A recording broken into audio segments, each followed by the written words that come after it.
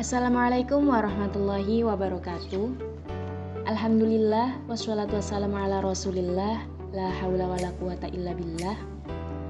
Perkenalkan, saya Dewi Anggraini, mahasiswa Sekolah Tinggi Ilmu Tarbiyah Al-Fatah Sinan Lamongan, Prodi Pendidikan Agama Islam, semester 5A. Video kali ini dibuat guna memenuhi tugas mata kuliah Sejarah Pendidikan Islam yang diampu oleh Yang Terhormat Bapak Nurdi, Sarjana Agama, Magister Pendidikan. Jadi, di dalam video ini akan membahas sedikit tentang perkembangan Islam di Asia Tenggara. Yang pertama, ada sejumlah teori yang membicarakan mengenai asal-muasal Islam yang berkembang di Nusantara. Dalam hal terkait kedatangan Islam di Nusantara, terjadi perdebatan panjang dan perbedaan di kalangan para ahli. Perdebatan ini menurut Azumardi Azra berkisar pada 3 masalah pokok, yakni asal-muasal Islam yang berkembang di wilayah Asia Tenggara, pembawa dan pendakwah Islam, dan kapan sebenarnya Islam mulai datang ke Nusantara. Yang pertama, teori yang menyatakan bahwa Islam datang langsung dari Gujarat dan Malabar. Teori ini mendasarkan pendapatnya melalui teori madhab dan teori nisan. Menurut teori ini ditemukan adanya persamaan madhab yang dianut oleh umat Islam Nusantara dengan umat Islam Gujarat. Madhab yang dianut oleh kedua komunitas muslim ini adalah madhab Imam Syafi'i. Pada saat yang bersamaan, teori madhab dikuatkan dengan teori nisan, yakni ditemukannya model dan bentuk nisan pada makam-makam baik di Pasai, Semenanjung Malaya, dan di Gresik, yang bentuk dan modelnya sama dengan yang ada di Gujarat. Teori yang kedua, yakni teori yang mengatakan bahwa Islam datang dari Bengal. Menurut Fatimi, model dan bentuk nisan Malik As-Saleh, yakni Raja Pasai, berbeda sepenuhnya dengan batu nisan yang terdapat di Gujarat. Bentuk dan model batu nisan itu justru mirip dengan batu nisan yang ada di Bengal. Oleh karena itu, menurutnya pastilah Islam juga berasal dari sana. Namun demikian, teori nisan Fatimi ini kemudian menjadi lemah dengan diajukannya teori madhab yang dianut oleh umat Islam Bengal yang bermadhab Imam Hanafi. Sementara umat Islam Nusantara menganut madhab Imam Syafi'i. Dengan demikian, teori Bengal ini menjadi tidak kuat. Selanjutnya, teori yang ketiga, yakni teori Islam yang datang dari Persia. Teori ini terbukti dari banyaknya ditemukan tradisi dan budaya Persia dan Syiah yang masuk ke Nusantara. Seperti halnya dalam model upacara keagamaan seperti tabu di Minangkabau, metode pembelajaran pembacaan Al-Quran seperti metode Baghdadiyah, istilah-istilah bazar, Maulud Fatimah, dan sebagainya. Yang terakhir, teori Islam datang dari Arab. Teori ini dikemukakan oleh John Crawford, kemudian disokong oleh Syekh Muhammad Naqib Al-Attas dengan memperhatikan bukti-bukti, yakni aktivitas perdagangan meneruskan catatan Cina yang menyatakan orang Arab dan Persia mempunyai pertempatan di Tiantau pada 300 Masehi. Pedagang Arab dapat menguasai laut dari pelabuhan Iskandaria hingga Cina. Orang Arab telah berdagang di rantau ini terutama setelah kemunculan Islam pada abad 7 Masehi, serta ditemukannya perkampungan Islam Tasih di Sumatera Utara pada 650 Masehi. Jadi, Nusantara adalah sebutan atau nama bagi seluruh kepulauan Indonesia. Namun demikian, berbicara tentang awal kedatangan Islam di Asia Tenggara, di mana Indonesia adalah negara yang tergolong awal dalam hal kedatangan Islam di Asia Tenggara, maka teori-teori ini menjadi relevan untuk konteks kedatangan Islam di Asia Tenggara. Selanjutnya ada teori penyebaran Islam ke wilayah Nusantara. Yang pertama, teori Dai, yakni penyebar Islam adalah para guru. Kemungkinan ini didasarkan pada riwayat-riwayat yang dikemukakan historiografi Islam klasik teori pedagang.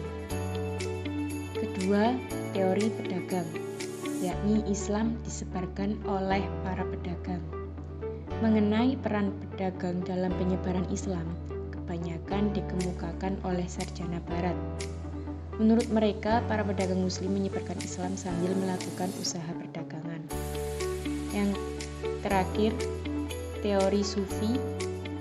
A.H. Jones mengatakan bahwa para sufi pengembara yang terutama melakukan penyiaran Islam di kawasan Nusantara ini. Menurutnya, banyak sumber-sumber lokal yang mengaitkan pengenalan Islam ke wilayah ini dengan guru pengembara dengan karakteristik sufi yang kental. Para sufi ini telah berhasil mengislamkan jumlah besar penduduk Nusantara setidaknya sejak abad ke-13. Kemudian proses masuknya Islam ke Nusantara. Menurut Uka Chandra Sasmita, proses masuknya Islam ke Nusantara yang berkembang yakni ada 6. Pertama, saluran perdagangan. Yakni proses masuknya Islam adalah melalui perdagangan. Saluran Islamisasi melalui perdagangan ini sangat menguntungkan karena para raja dan bangsawan turut serta dalam kegiatan perdagangan. Bahkan mereka menjadi pemilik kapal dan saham. Mereka berhasil mendirikan masjid dan mendatangkan mulah-mulah dari luar sehingga jumlah mereka menjadi banyak. Dan karenanya anak-anak muslim itu menjadi orang Jawa dan kaya-kaya. Kedua, saluran perkawinan. Dari sudut ekonomi, para pedagang Islam memiliki status sosial yang lebih baik daripada kebanyakan pribumi. Sehingga penduduk pribumi terutama putri-putri bangsawan tertarik untuk menjadi istri saudagar-saudagar itu. Sebelum dinikah, mereka diislamkan terlebih dahulu. Ketiga, saluran tasawuf. Pengajar-pengajar tasawuf atau para sufi mengajarkan teosofi sinkretik yang bercampur dengan ajaran yang sudah dikenal luas oleh masyarakat Indonesia. Mereka mahir dalam soal magis dan mempunyai kekuatan-kekuatan menyembuhkan. Di antara mereka juga ada yang mengawini putri-putri bangsawan setempat. Dengan tasawuf, bentuk Islam yang diajarkan kepada penduduk pribumi mempunyai persamaan dengan alam pikiran mereka yang sebelumnya menganut agama Hindu, sehingga agama baru itu mudah dimengerti dan diterima. Yang keempat, saluran pendidikan. Islamisasi juga dilakukan melalui pendidikan, baik pesantren maupun pondok yang diselenggarakan oleh guru-guru agama, kiai-kiai dan ulama.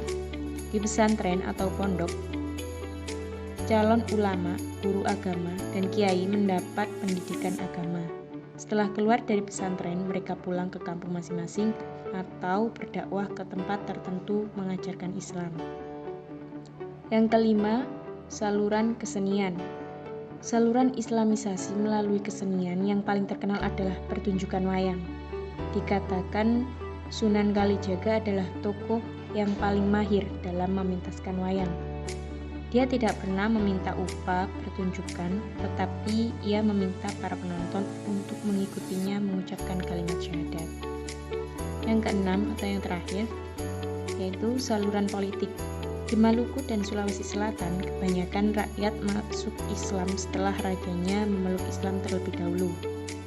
Pengaruh politik raja sangat membantu tersebarnya Islam di daerah ini.